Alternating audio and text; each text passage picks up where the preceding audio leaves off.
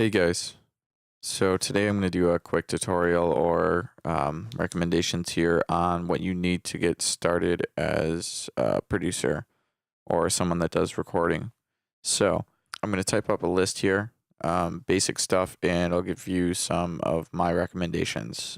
So first thing, pretty self-explanatory, is going to be a computer.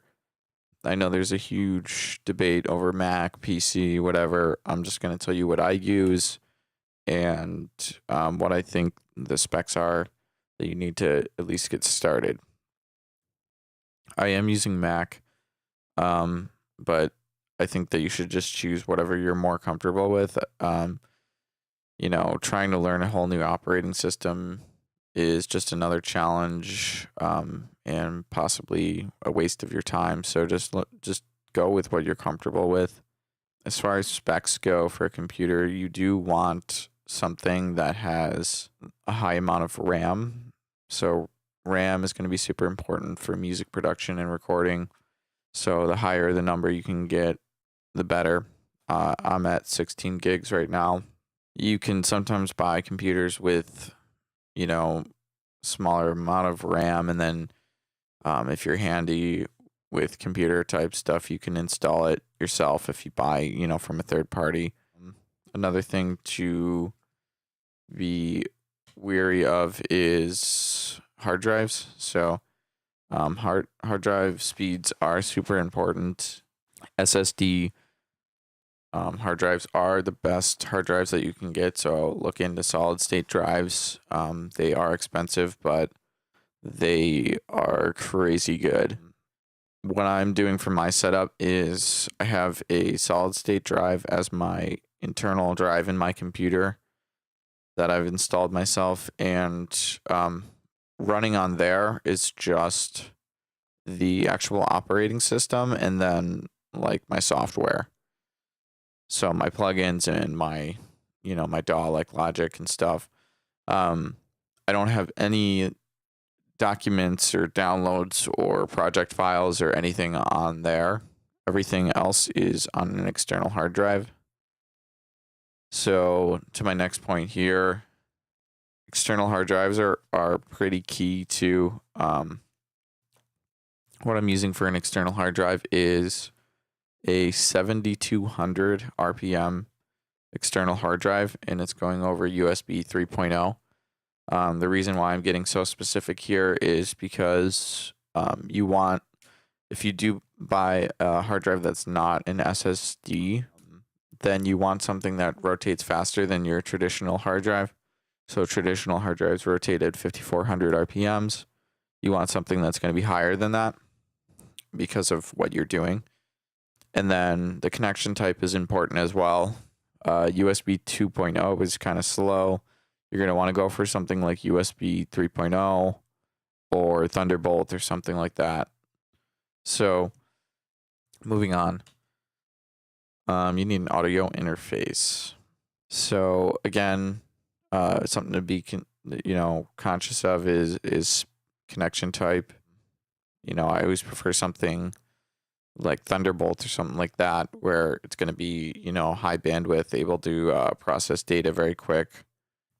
And if you don't know what an audio interface is, it's just a physical device that you put in between your computer and whatever whatever audio equipment you're hooking up. So speakers, headphones, microphones, all that. It's just kind of the device that you need to kind of be in between all that gear to get you started. So you're just if you're someone that's just doing basic stuff, getting into EDM production or whatever,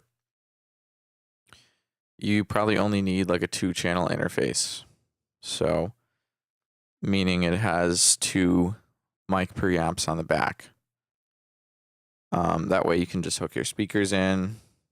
Boom. I know a lot of people like these Focusrite interfaces. I've heard good things. The preamps on them are pretty good. Nothing to write home about, but they are good enough, and it'll get you started, and they're a good price, seem to be well built. So That's what I'm going to recommend. If you have a little bit more money,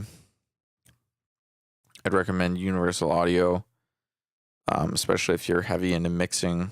Their plugins sound great. Their interfaces sound great. So check out the Universal Audio interfaces if you're into that kind of thing. Next thing is speakers or headphones. If you have a really poor room sonically, then I'd recommend headphones. But, if you have money to treat your room and a good space, then I would go with speakers or monitors. I'll tell you what I'm using as far as headphones. Audio-Technica MTH50s, I believe. I've had these things for years and years here. They've held up for like 5 years, and they're great. Everyone seems to like these headphones. Some people might get at you and say that they're not good for doing a final mix down. They're better for, just tracking and monitoring. That's kind of all personal opinion, but if you're looking to get started, honestly, I would recommend them. And if you're in a poor environment sonically, then just get some decent headphones and be on your way. Don't get wrapped up in semantics. Speakers, I'll tell you what I'm using. Again, this is all personal preference. Don't get too wrapped up in what everyone has to say about different speakers and this and that. I'm using KRK Rocket 6s. And then the other pair that I'm using is Yamaha HS8s. I like them both for different reasons. I'm not going to go into that here right now. Last thing that I'll say about this section here is if you don't have money to treat your room, there's another option I'm using called SonarWorks Reference. Basically, you buy a mic and a plugin, and it'll kind of develop an EQ curve for your room so that you have a bit of flatter room to mix in. And they also have profiles for headphones as well. The only thing I don't like about this is it introduces latency to your system. So the delay between audio when you play something. So that's the only downside, but awesome software nonetheless. Onto microphones. Obviously, you need a microphone to, if you're going to do vocals, or if you're, just going to do sound design stuff or record effects or your own samples or whatever. So I recommend just getting at least one mic. If you're doing vocals, especially heavy vocals, this is what I'm using. SM7B. It's by Shure. I'm using that on just about everything nowadays. The other mic that I'm using is Sterling Audio ST59. One of them's a dynamic. This first one is a dynamic, and Sterling is a condenser. With dynamic mics, they're a little bit more rugged, thicker, bassy, mid-rangey sound. The condenser mics are gonna be more high-end detail. So I guess it depends on what you want to do. Both of these are in the $300 to $400 range for mics. So I feel like that's a pretty good range as far as if you're someone that doesn't have a lot of money but wants something decent. Spring for a couple of extra $100. Instead of spending $100, spend $300-400, and you'll get a better mic. Definitely worth it. Another thing is MIDI controller.